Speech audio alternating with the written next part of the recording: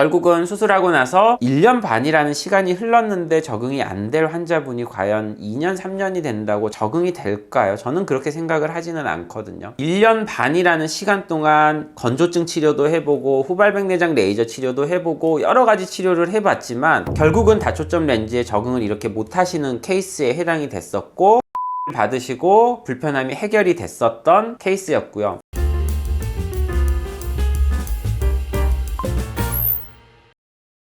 안녕하세요. 하이안과의 최현석 원장입니다. 오늘은 다초점 인공수정체로 수술 받으셨다가 적응이 안 돼서 재수술 받은 케이스들을 좀 소개를 해드리려고 하고요. 그동안 이제 저희 병원에서 다초점의 단점들, 부작용 때문에 재수술 받으셨던 환자분들의 케이스들이 좀 있었는데 오늘은 두 케이스를 소개를 해드리려고 합니다. 대부분의 다초점 렌즈로 백내장 수술 받으시고 나서 이 영상을 찾아볼 법한 환자분들은 뭔가 불편함이 있으신 분들이 찾아보실 건데 그런 불편함이 있으신 분들이 대부분 수술받은 병원에서 듣는 얘기들은 다 이런 얘기들입니다. 레파토리가 정해져 있거든요. 수술하고 나서 직후의 불편함은 아직 적응이 안 됐기 때문에 불편하다. 조금 지나서는 건조증 때문에 불편하니 건조증 치료를 받으셔라. 그리고 나서 또 불편함이 있다 그러면 후발백내장이 생겼으니 후발백내장 레이저 치료를 받으셔라. 그리고 나서 다시 건조증 치료를 받으시다가 계속 불편하면 환자분 성격이 이상한 거니 대학병원 가셔서 알아서 치료받으시라 라고 보통 이 레파토리로 진행이 되고 그때 대학병원 가시라고 하면 환자분들이 저희 병원에 찾아오시는 케이스들이 굉장히 많죠. 물론 저희 병원에서도 다초점 렌즈로 수술을 하시고 적응을 못 하시고 불만이 생기시는 환자분들은 분명히 있습니다. 다른 병원에서 수술이 어떻게 됐는지를 말씀드리지는 않을 거고 오늘은 저희 병원에서 수술을 받고 다초점 렌즈에 적응을 못 하시고 재수술을 받으셨던 케이스들에서 소개를 해드리고자 합니다. 다초점 렌즈로 수술을 받고 나서 불편함이 생기고 나면 환자분들한테 적응이 안 돼서 그런 거다. 몇 달 지나면 적응이 될 것이다. 초기에 성급하게 재수술을 고민하지 말아라 라고 얘기를 하는 경우들이 있는데 저는 사실 그 말은 반은 맞고 반은 틀리다라고 생각을 하고 있습니다. 적응이 돼서 물론 괜찮아지는 분들도 있지만 사실 그 적응이 된다라고 하는 게 절반 정도는 정말 좀 적응이 되는 거고 절반 정도는 환자분들이 지쳐서 자포자기를 하는 게 아닌가 싶은 그런 경우들도 꽤 많이 있거든요. 그런데 시간이 지나면 불편함들이 결국은 적응이 되는 걸지 궁금해하시는 환자분들도 많을 것 같아서 오늘 이 영상을 소개를 해드릴 거고요. 저희 병원에서 수술을 받으셨던 케이스는 두 분 다 다초점 렌즈로 수술을 받으시고 1년 반 이상 지나서까지도 적응이 안 되셨던 분들입니다. 첫 번째 소개해드릴 케이스는 리사틀이라는 렌즈로 수술을 받으셨고 수술하고 나서의 수술 데이터를 봤을 때는 뭐 사실 흠잡을 게 별로 없습니다. 근시, 난시, 원시 거의 안 잡혀 있었고 수술 전에는 맺는 시력이 0.3, 수술 전에 교정 시력은 한 0.7 정도였었고 수술을 하고 나서는 양쪽 눈 다 시력이 맨눈 시력으로 1.0 수준까지 좋아졌고 근거리 시력은 한 0.8 정도까지 좋아졌습니다. 근데 이 환자분은 수술을 하고 나서 이 시력이 나옴에도 불구하고 근거리가 안 보이고 원거리도 안 보이고 일하실 때 굉장히 불편하다라고 말씀을 하셨어요. 수치상으로는 너무나 괜찮은 데이터가 나왔었기 때문에 환자분이 적응이 될 때까지 시간을 두고 지켜봤었는데 1년 반이 지났는데도 불구하고 여전히 계속 불편을 호소를 하셨습니다. 1년 반이라는 시간이 흘렀는데 적응이 안 될 환자분이 과연 2년, 3년이 된다고 적응이 될까요? 저는 그렇게 생각을 하지는 않거든요. 이 정도 시점이 돼서까지 불편함을 호소를 한다고 한다면 이때는 이제 근본적인 해결 방법을 좀 고민을 해봐야 됩니다. 환자분이 불편하신 게 결국 뭔지, 근거리가 불편하신지, 원거리가 불편하신지, 뭐 빗번짐이 불편하신 건지, 아니면 시력의 선명도 때문에 그런 건지를 충분히 상담을 해서 다시 한번 확인을 해보는 거죠. 결국 이 환자분은 원거리, 근거리 다 불편하긴 하셨지만 더 불편하신 거는 근거리에 대한 불만족이 더 크셨고 환자분이랑 충분히 상담을 하고 나서 재수술을 계획을 했고요. 재수술을 계획을 할 때 결국 다초점 인공수정체를 빼고 근거리만 보이는 단초점 인공수정체로 교체하는 수술 방법을 계획을 했었고 이 환자분은 이미 후발백내장 레이저 치료까지 받은 상황이었었기 때문에 훈낭이라고 하는 인공수정체를 싸고 있는 수정체 낭의 뒷부분이 열려져 있는 상황이었습니다. 재수술을 하기 전에 눈 상태를 보시면 보시면 이렇게 눈 안에 리사트리라고 하는 플레이트 타입의 인공수정체가 들어가 있는 걸 보실 수가 있고, 표시가 되어 있는 거는 토닉 렌즈, 난시 교정하는 렌즈가 들어간 거죠. 그리고 가운데 중심부 훈항은 레이저 치료를 해서 이렇게 열려 있는 걸 보실 수가 있습니다. 다초점 인공수정체를 제거를 하게 되면 이 열려 있는 구멍을 통해서 뒤에 있는 유리체가 앞으로 나올 수가 있기 때문에 뒤쪽에 있는 유리체를 어느 정도 정리를 해주는 게 좋고요. 이 렌즈를 제거를 하는 것도 우선 굉장히 어려운 수술이기는 한데, 다행히도 이 환자분은 렌즈를 제거를 할 때 눈 안에 있는 이 수정체 캡슐에 추가적인 손상이 전혀 없이 렌즈만 깨끗이 제거가 됐었고, 단초점 인공수정체를 눈 안쪽에다가 집어넣어서 잘 중심의 자리를 잡게 해줬고요. 재수술을 받으시고 한 달 차에 이제 저희가 시력을 측정한 거를 보시면 원거리 시력은 0.2까지 뚝 떨어졌습니다. 분명히 원거리 시력은 뚝 떨어졌는데 근거리 시력이 1.0까지 굉장히 향상이 된 걸 보실 수가 있고, 수술을 하고 나서 환자분은 근거리에 대한 만족도는 굉장히 좋으신 편이었었고요. 원거리는 반대쪽 눈에 들어있는 리사트리 다초점 렌즈에 의해서 원거리를 어느 정도 커버를 하고 있었기 때문에 양쪽 눈으로 봤을 때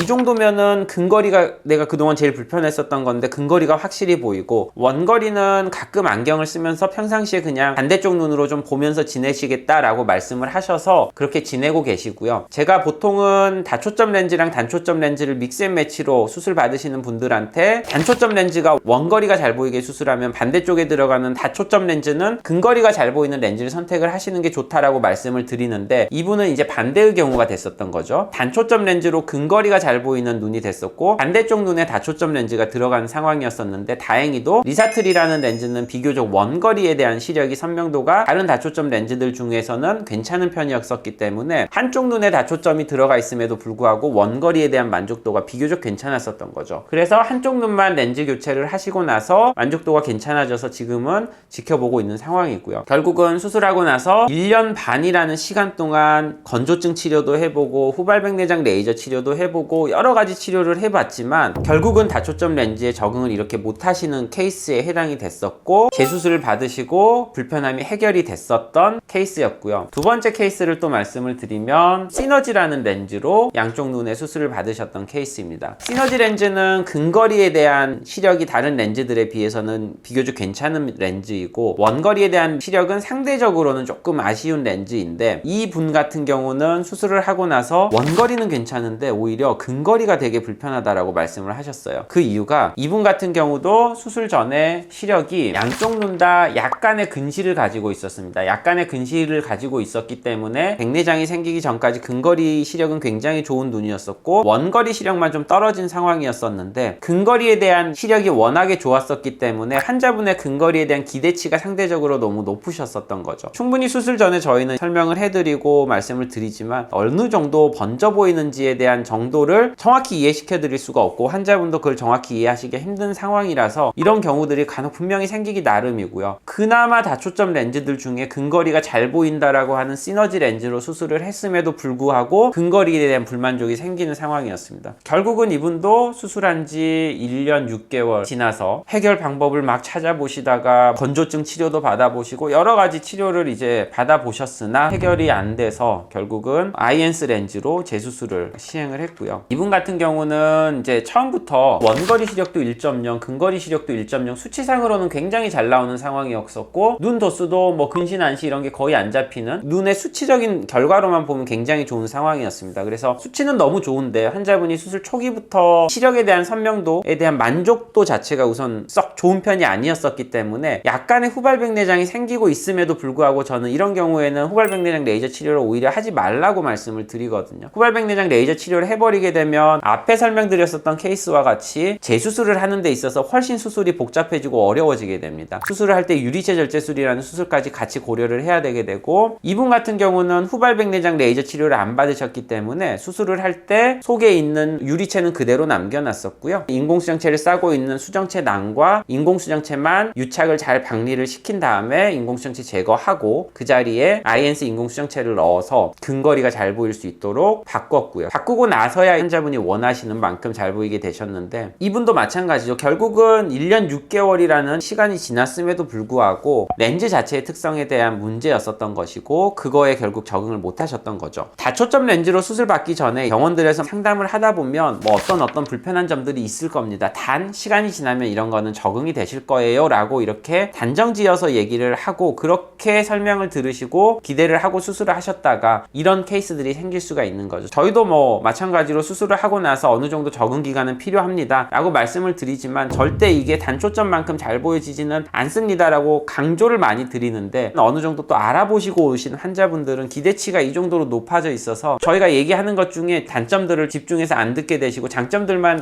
저 정도는 괜찮겠지라고 약간 무시하고 수술을 받으시는 분들도 분명히 있고요. 모든 사람들이 다 적응이 되는 것도 아니고 모든 사람들이 빗번짐이 좋아지는 것도 아니기 때문에 이런 사례들을 좀 보고서도 참고를 하셨으면 좋겠고, 만약에 불편함이 좀 있다고 한다면 재수술이라는 옵션도 분명히 있기 때문에 만약에 그 정도의 상황이 됐다라고 한다면 재수술을 받을 때도 조금 더 안전하고 부작용이 없는 상황을 만드는 거는 후발백내장 레이저 치료를 안 받는 게 그런 상황을 만드는 거거든요. 초기에 뭔가 수치적으로는 다 괜찮은데 환자분이 만족도가 좀 떨어지는 상황이라고 한다면 좀 경과를 보시면서 치료 방향을 다시 한번 생각을 해보시는 것도 한 가지 방법이지 않을까 싶습니다. 오늘은 이런 다초점 렌즈 관련해서 재수술 사례에 대해서 좀 설명을 드렸고요. 다초점 렌즈 재수술이나 부작용이나 이런 거 관련된 궁금하신 내용이 있으시면 언제든지 댓글 남겨주시면 제가 댓글 직접 달아드리도록 하겠습니다.